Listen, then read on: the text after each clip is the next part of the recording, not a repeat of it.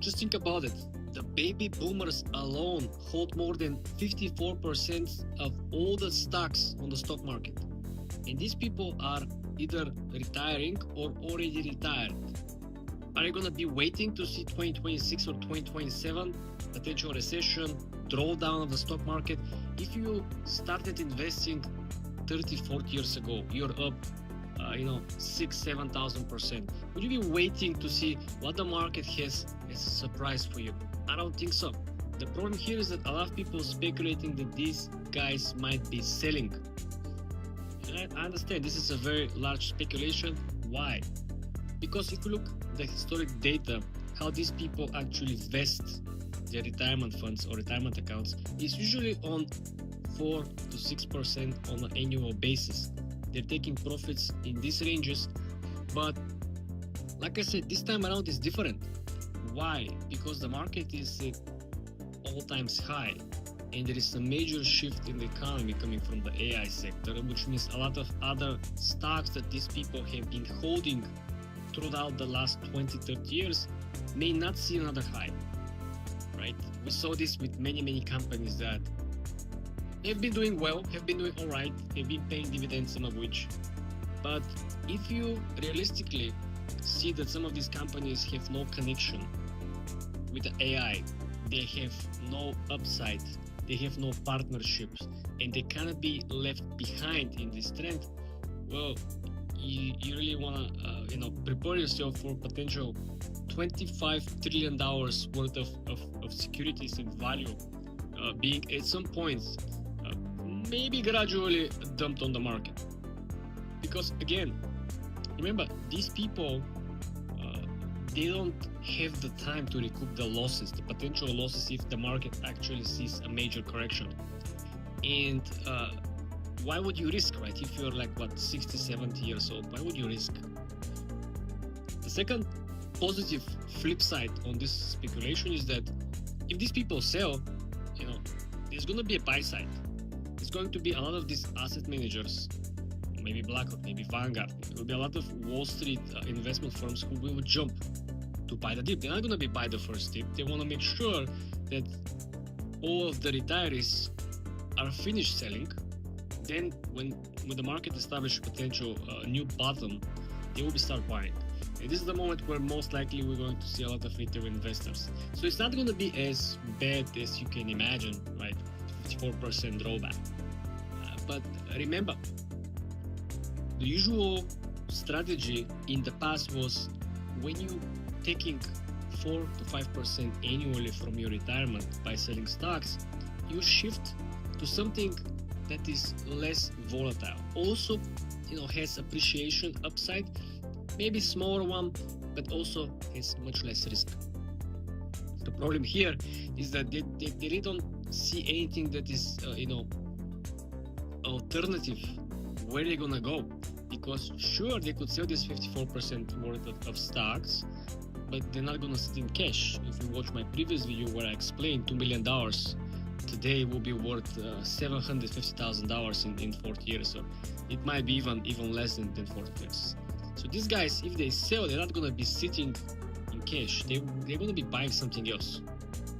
And this is where the unlock might be coming for real estate, because also looking at the historic data, a lot of these people will not be spending this money.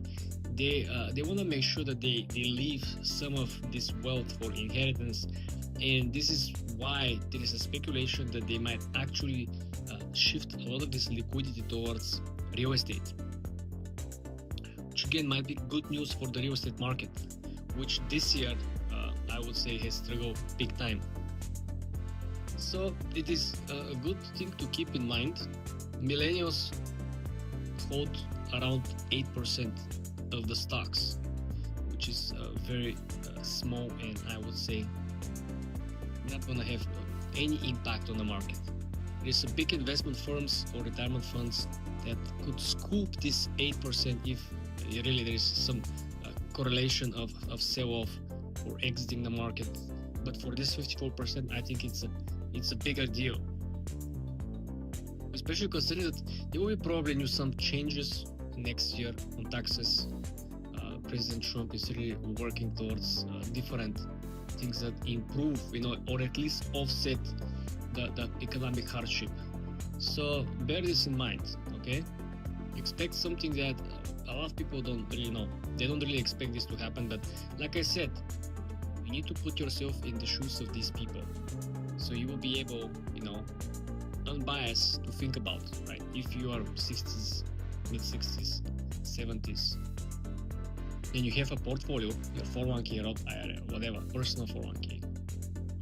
Would you be waiting to see the surprise that is coming next year? The market might make new highs, sure, it's possible. We have OpenAI IPO expected, we have SpaceX IPO expected. Many things could happen. But the idea is this going to be just a few runners rally, or this will push the whole market?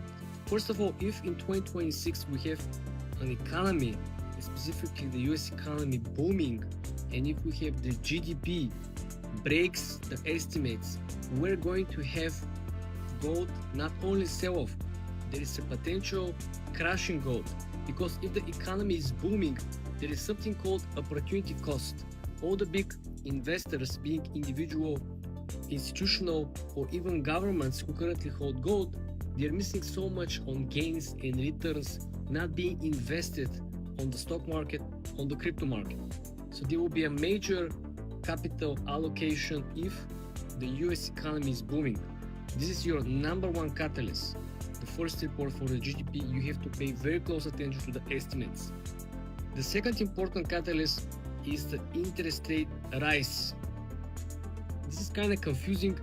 A lot of people might be thinking that if the interest rates go up again, or we didn't see more rate cuts from the Federal Reserve, well, this might actually be beneficial for the gold prices, right?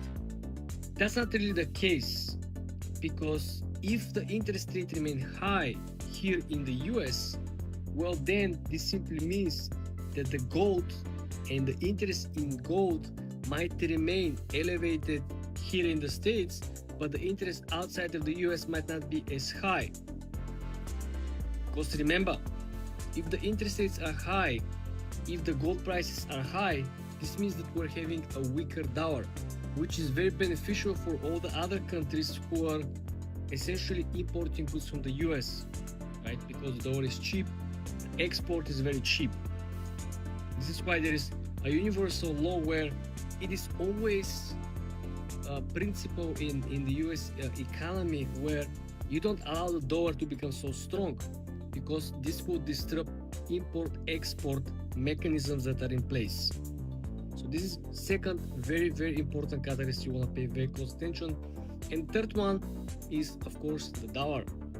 So far, we already mentioned that the prices of the precious metals, the gold, the silver, even the palladium, even after the crash, have been elevated, not because they're more valuable, not because there is more demand for it, but simply because the value of the dollar has gone lower for the money printer.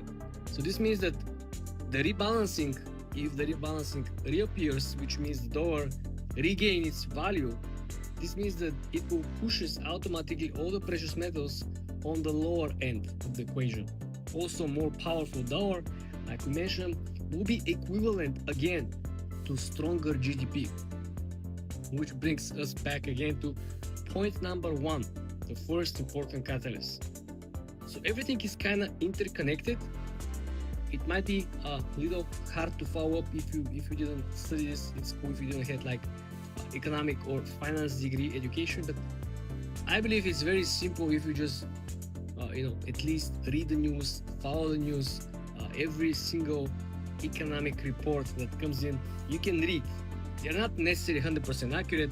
They don't really tell you exact numbers. They always give you a ballpark, which is most likely not accurate, but they give you the directional trade. They give you the direction in which things are going, right? They cannot give you completely opposite prediction or estimates when things are going in the opposite direction.